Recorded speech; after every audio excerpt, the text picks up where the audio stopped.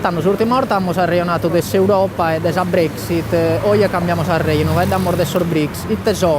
Sono tutti questi stati che sono crescendo e che non hanno parte dell'Unione Europea o del blocco americano. Questo su Brasile, India, la Cina, su Sudafrica e la Russia.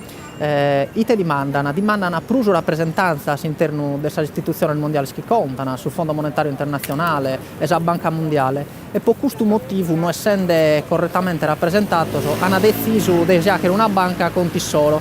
Chi tenete la sede in Shanghai e un'altra sede la tenete in Johannesburg, che è in Sudafrica. Ite cherene creare un grande fondo di progettazione per finanziare infrastrutture, quindi ospedali, trasporto, e poi può mantenere un certo livello di crescita per quanto riguarda l'energia rinnovabile, quindi l'energia verde, che può essere sul futuro.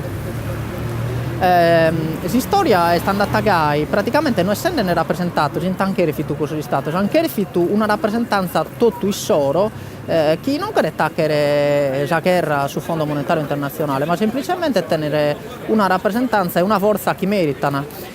Comunque in 70 anni il mondo è cambiato, sono cambiati gli equilibri geopolitici e hanno sicuramente a cambiare. E sul baricentro del suo potere non è solo europeo e americano, ma sta battendo l'Oriente, non deve essere la Cina, sta battendo la Russia che cresce.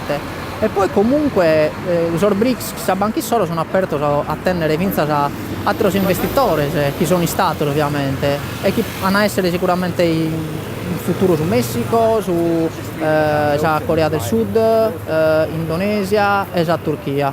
La Turchia che è in mezzo su Oriente e Europa, ecco, e quindi potete vincere a giocare una carta geopolitica importantissima. E poi, cosa non deve più conto, è stata a favore di questa creazione di questa grande banca, Joseph Stiglitz, che in passato è stato il vincitore del premio Nobel per l'economia, che ha detto che dopo 70 anni dai Bretton Woods, il su 44, più di 70 anni, il mondo è scambiato e forse deve cambiare vincere a questo chiesto sul rapporto di forza fra i stati e il blocco e il mondo.